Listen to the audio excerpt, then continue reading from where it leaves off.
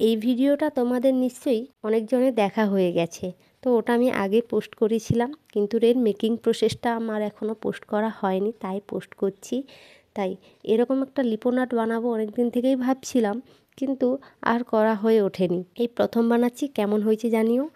জন্মদিনের কেক যে কার্ডবোর্ডের উপর থাকে, তো সেই কার্ডবোর্ডটা আমার কাছে ছিল, তাই সেটাকে ভালো করে ধুয়ে এরকম একটা ছবি এঁকে নিয়েছি।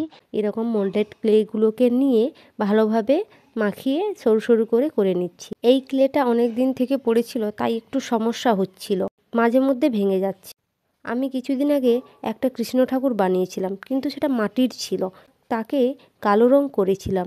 তাই এই কৃষ্ণকে ভাবছি একটু নীল কালারের করব, এবং নীল রঙটাও দেখতে ভালো লাগবে।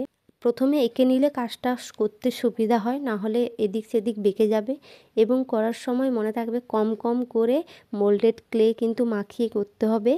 যদি বেশি পরিমাণ মাখানো হয়ে যায় আর ক্লেটা কিন্তু খুব তাড়াতাড়ি শুকিয়ে যায়, কম কম করে মাখিয়ে করতে হবে। তো প্রথমে আমার এই ভুলগুলো অনেক হয়েছে। আমি পুরো একটা মোল্ডেড ক্লের যে প্যাকেট থাকে সেটাকে পুরো মাখিয়ে রেখে দিয়েছিলাম, আমি জানি এটা থেকে যাবে, পরপর শক্ত হয়ে যাচ্ছে। আমি আর তখন কিছু করতে পারিনি, যতটা পেরেছি পাতা প্রজাপতি যা পেরেছি এঁকেছিলাম। তো দেখো, কথা বলতে বলতে অনেকটা কাজ কমপ্লিট। আর এরপরে রঙের পালা, রঙটা করে দিচ্ছি। আর রঙের জন্য আমি অ্যাক্রিলিক কালার ব্যবহার করি।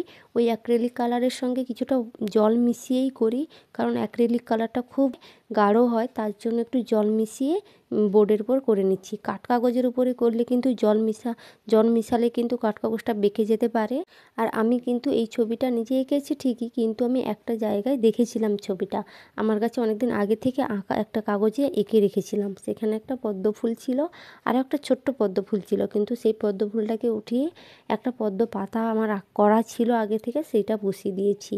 দেখো তো, কথা বলতে বলতে পুরো কাজটা কমপ্লিট হয়ে গেল। কেমন হয়েছে জানিও। আর বার্নিশ করার পর দেখো এই ভিউটা এসছে। যদি ভালো লাগে ভিডিওটা একটু লাইক করে দিও, পারলে একটু শেয়ার করে দিও, পাশে থেকো। ধন্যবাদ।